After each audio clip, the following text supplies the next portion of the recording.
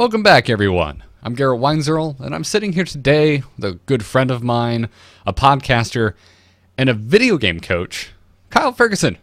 Dude, welcome to one of the few shows I do that you have not been on. Well, thanks for having me. Now we've gotten that out of the way. Yes, we have. We can check that off of our box.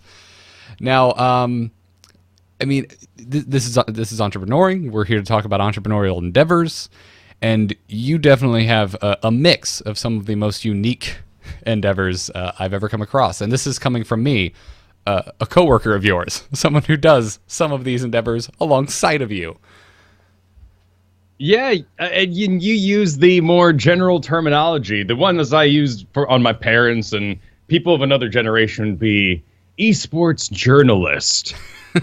And then maybe you work the coach in there, but it can get a little strange. Usually that eSports part is enough for people to go, oh, well, what's that? And then from there on, you can branch out and maybe include the word video game. But the second you do, I think their brains just turn off.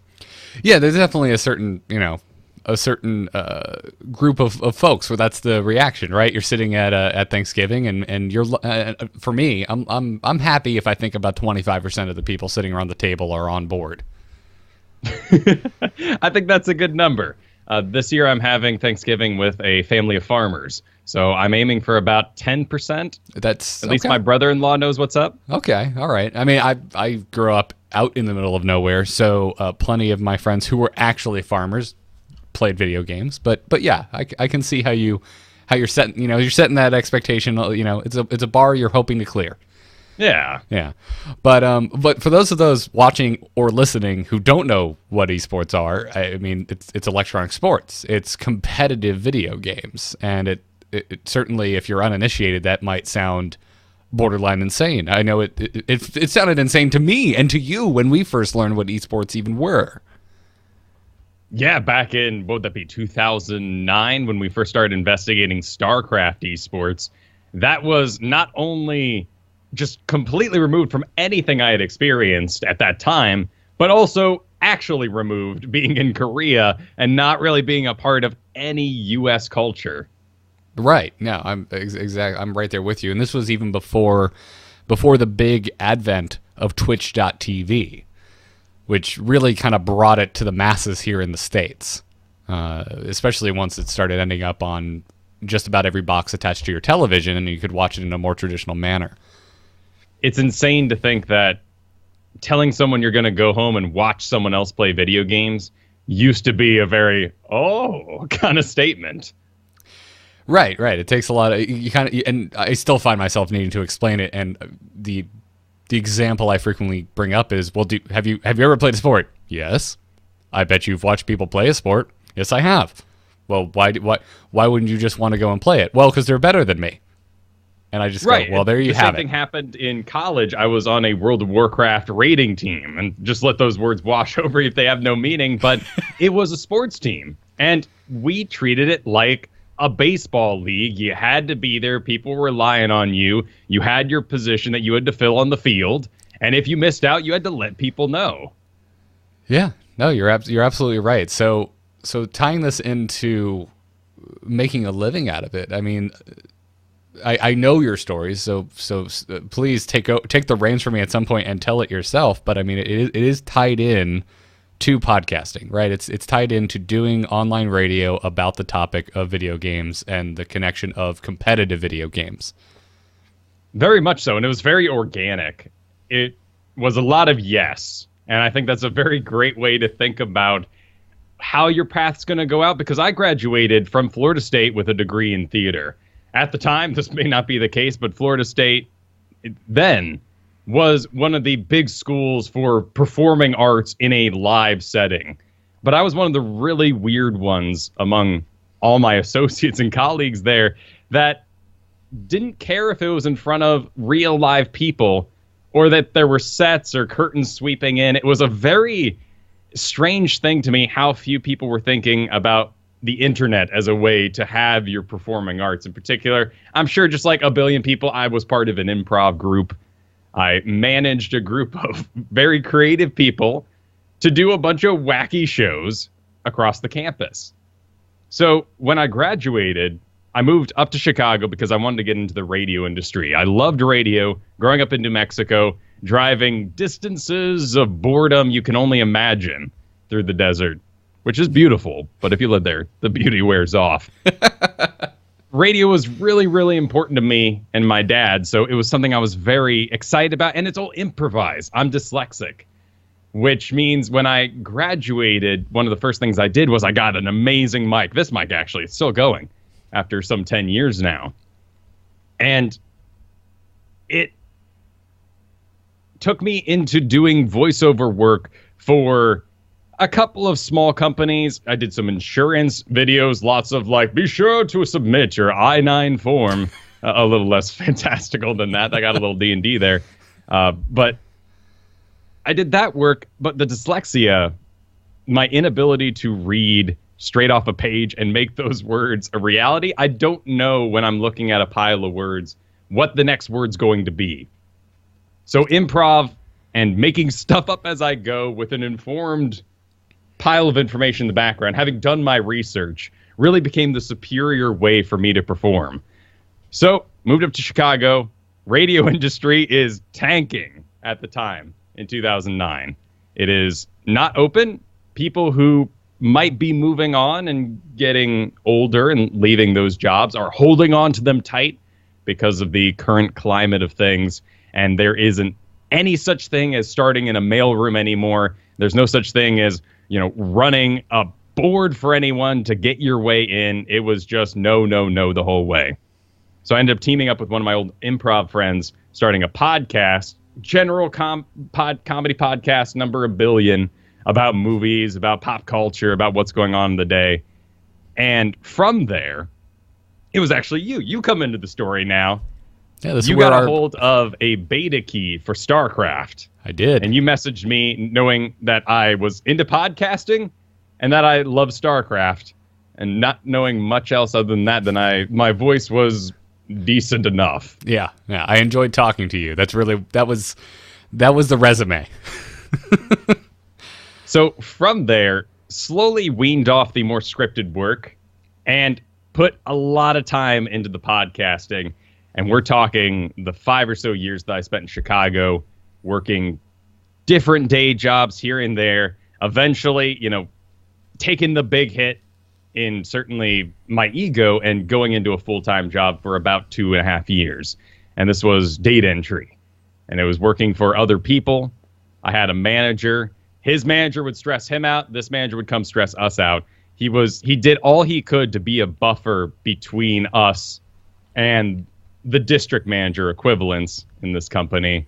But it was just, it had to go home with you every day. Every day you would have off, they were asking you to come in.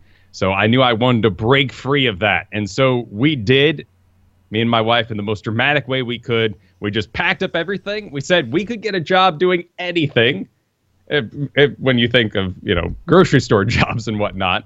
So let's just do it. Let's get out of the city. Let's go to nature. Let's go to Seattle, outside, live in the trees with fantastic internet, and see what we can cook up. So that was it. That was the jumping off point for you. Once you moved to Seattle, you were done with day jobs. That was the hope at the time. But we knew that if we couldn't make this work in the background, that we could always hold another job at Starbucks. So that wasn't going to be a scary thought. I didn't like my job in Chicago. It was making me an angry person. It was sucking out the creativity a little bit. And it's kind of artsy-fartsy, but it really was rather restrictive on what I was able to accomplish. So I came out here and started doing freelance writing, which was a really big step in what eventually became my current career. Because that freelance writing online, I had to write about the most bogus things that I have no right telling people any advice. Don't read clickbait. Just don't read it out there. I probably wrote it. I gave divorce advice, financial advice, thanks to Wikipedia and other articles that I pulled together and made unique sources. I knew how not to plagiarize, and I was pretty good at that, which is an interesting skill to gain, as well as honing some of that word craftsmanship and dyslexia out of my system during that time period. And in the background here, Patreon Kickstarter, all these sort of very real ways to finance people online began to develop. And at that time, we made a big switch in our shows. We went from doing a StarCraft-based show to Heroes of the Storm, which is another Blizzard Entertainment video game product. But it had a special element to it. People were very excited about this game. And with that switch, right after there, around episode 30, I think it was, we decided to launch the Patreon for that show, which was extremely scary, of course, because you're asking the audience, what do you think the show is worth? And it ended up being worth quite a bit, more than I expected. And at the same time, in the background, I hate asking other people to do things for me. And one of the things I see all the time is people trying to get free Photoshop work done. They're trying to update their website. They're trying to make their Twitter more pretty. They're trying to get emoticons for their Twitch page. It's something that just, as an artist, you got to sell. You got to be able to finance yourself. You that is your product. Those are your skills. So I went to my friend Ben at the time, just a normal friend at the time, became an amazing friend, an amazing tutor, and he taught me Photoshop. And so in those moments, we were trading Photoshop lessons for video game lessons, Heroes of the Storm lessons. So Ben, you came to Ben wanting to learn Photoshop, and Ben said, I will teach you, but you need to teach me how to be a better player at this game. Exactly. So he would shoot me over one of the replay files. It is a single pile of data that allows you to rewatch someone's previous video game experience in real time. So I would record them, talk over them, point out some things he was doing wrong. When I was growing up, I had a sister who was very jockey, but I was able to sort of eke out a little bit of nerdiness in her, get her to play some video games. She ended up beating Halo Legendary with me. So I already had this sort of sense of how you ease someone into a more complex game. And then there was a lot of people at college I tried to get into, I guess you could say, the more committed games, these ones that became eSports. You know, lots of people were playing Mario. You got your Mario Karts, Mario Parties, and all those sorts of things. But an actual computer game with the mouse and keyboard is always a little intimidating to people. So I already had a little bit of experience getting people slowly in. And then, of course, with the shows, I already had some experience explaining what I mean when I have a thought. So with Ben's encouragement, actually, I ended up opening up a store. And this is now a year and a half ago, where people could purchase lessons for Heroes of the Storm. And as crazy of an idea as that is, there's a lot of people who really want to be good at a game where you are publicly seen. It's a 5v5 game, 5 people on each side. Right, it's team-based.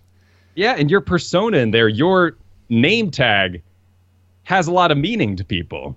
And just as you wouldn't want to walk out on that field for your company game of baseball, people don't want to look like fools. They want to be awesome, and they want to feel awesome. And you wouldn't dive to Yo-Yo Ma to teach you, like, beginner clarinet. You're not going to shoot for the moon so you can learn your scales on the keyboard. So there was a very real market for people who were in the in-between. People who wanted a very approachable, very real, I guess to put, words in their own mouths, maybe, sympathetic, caring person to teach them, rather than just diving on to what is available and has been available for a long time, which is the pro scene. These players who are up on stage, they are the big performers of the game, and a lot of them, to fill in the in-betweens between competitions, offer a very similar service, lessons that you can buy. Now, it sounds like this all happened very organically. It was a very natural journey for you, but did you do, you just mentioned there are other people out there who objectively are better players than you at this and offer the same service. Did you do any research before you launched your store, like your online store, where folks could go and pay for an hour of a chunk of your time? Isolated research. I still wanted it to be my product and make sure that what I was offering people was 100% my system, because I knew it worked, helping a lot of other people get into video games in a more hardcore way. So I didn't look really at their pricing because their pricing is their time. You got people like Idra, just throwing out a name, but this guy has been playing video games for an extreme long time. He charges $200 an hour to sit down with him because his time is that valuable to him. That wasn't important to me, nor was it really what other sort of teaching styles others had. Certainly, I looked at the big guys. I certainly did my research on the ones that I love. Day 9 being one of the big ones. Someone who can really just in a very relatable way convey information to people who may not even understand what the game is. And then in the background, I did a very organic thing, something I've done throughout almost everything I've done, something I did with us for StarCast. We were beginner podcasters back in 2010, and we wanted to start having interviews on the show. So I lined up this gauntlet, and I didn't really realize it at the time, but we were going to interview a whole bunch of people from our community, and they weren't celebrities. They weren't people that were really going to drag anyone out to see the show again, but it was a test for us as hosts to have other people on the show and gain that experience.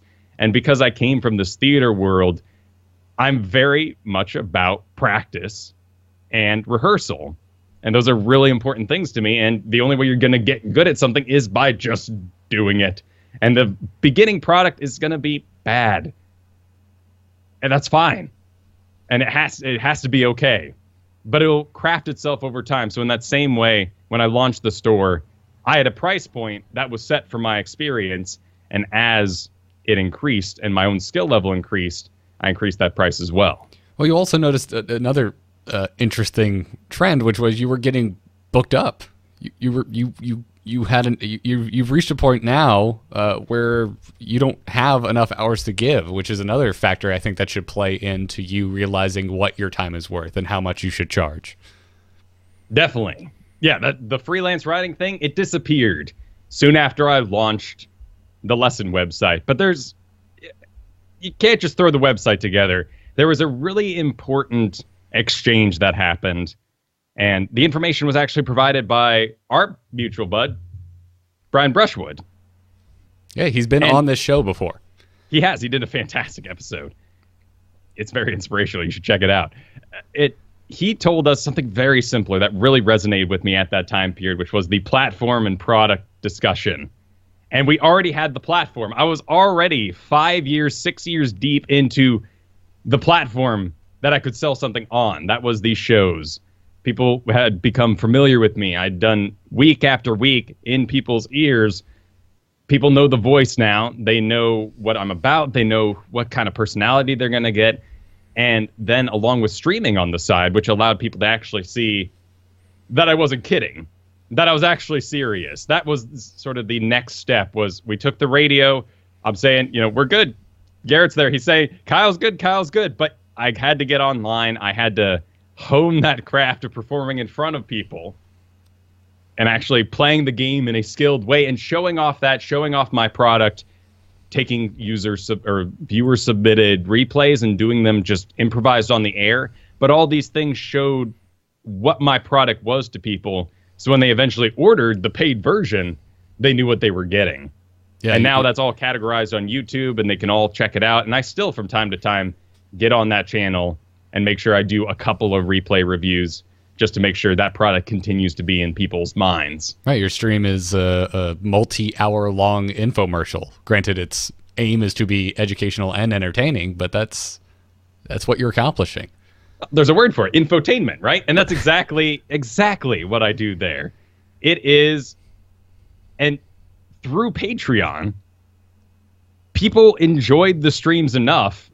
And the streams originally, this time period that I was setting out each week before we got to our big show, Into the Nexus, every week, which was now being paid for, I wanted to make sure I did my homework. So I would get online, I would stream out my video games live so people online could watch. And they enjoyed it. They enjoyed the process. What I was using to actually become better for the main product, I was then able to put a price on that as well. So Patreon allowed me to finance the prep work I did for the financed product. which is really cool. No, it really is. It's this I call it double dipping, honestly, or it's this everything in a way can be its product. Even your because when we were doing the podcast every week, we set a set time for ourselves. We made sure to hit that date, even though we weren't making any money. We were losing money. We were spending money on a server, and we were making literally no money at all. When we started this, we were losing money. But we did it every week. It came out the same time every single week, and we treated it like a job. And to reference back to Brian Brushwood's interview again, which everyone should definitely go and check out, and I will definitely make sure to link below if you're watching this on YouTube. What we were doing, we just weren't aware at the time. We were building our platform, right? And it was something that Day 9 said as well that resonated with me many, many years ago now, was just make your job. Do the job you want eventually.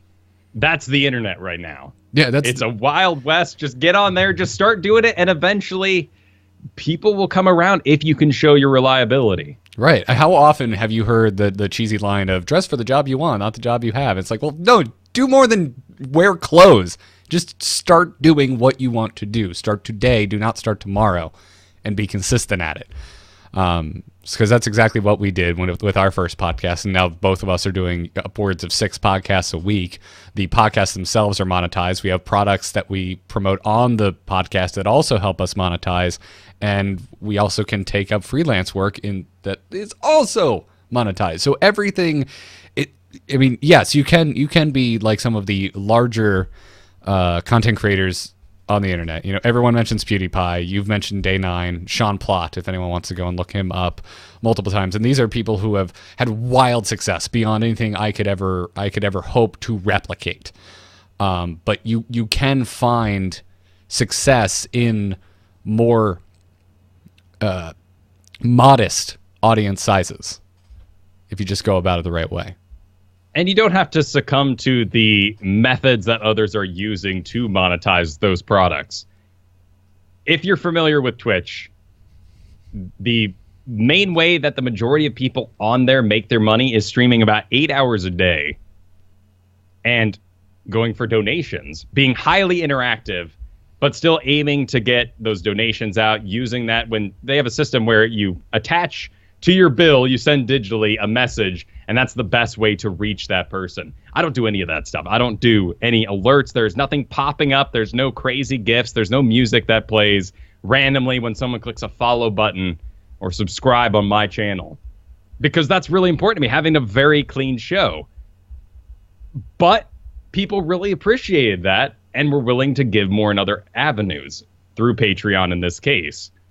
So it was a very relieving thing that I was able to make these products my own, outside of the just almost overbearing systems that you feel you have to get involved. I run a YouTube as well where I post all these, and there is ad revenue there, but it's certainly not the crazy numbers of someone like you mentioned, like the PewDiePies of the world, not even close. But that still helps out in the end. And that enhances the product too, because it goes from the live stream, which is financed, cut down, made appropriate for the after viewing audience on YouTube, and then that monetizes a little bit too. But it's still what I wanted it to be, and I haven't had to make really any sacrifices to have that product. I'm really glad you brought that up, because I hear that a lot. Anyone getting into content creation, it's like, oh no, well, I have to have this before I launch, or I have to have that before I launch. And it's like, no, you don't. As a matter of fact, you probably shouldn't worry about monetizing right out the gate. You should really just get going and prove that you have content that a audience wants to consume. Because if you just start day 1, episode 1, 0 listeners, and you're promoting your Patreon, or you're promoting your donate button, or you're promoting your Kickstarter, you haven't proven yourself. No. And it's more than just being really good at the video game, at whatever you're doing, having great knowledge or stories to share. It's about being there. And we're all creatures of habit. People need to see you for, gosh, I might even say like a year and a half before they actually trust that you're going to be there for them every week. I agree. Well, Kyle, before we wrap this up, if anyone is interested in seeing this unique business of gaming coaching, where can folks find that information? You can find it all over at kylefergusson.com. 2 S's in Ferguson. And then you can find my Twitch page, twitch.tv/Kyle Fergusson. I'm on Twitter, at Kyle Fergusson. Everything's just Kyle Fergusson. I'm really weird in the video game world because I just use my normal name and not some sort of Crusher 99 thing. I do feel a little exposed sometimes, but I think it's served me well, and it's made me just a person, an approachable person. I when I took guitar lessons, I knew my teacher's name. I didn't know him by some bizarre alias. Right, and I think that's helpful. I agree as well. So, Kyle, man, one of my best friends, and I really appreciate you taking the time to come on the show and share your story. Thank you.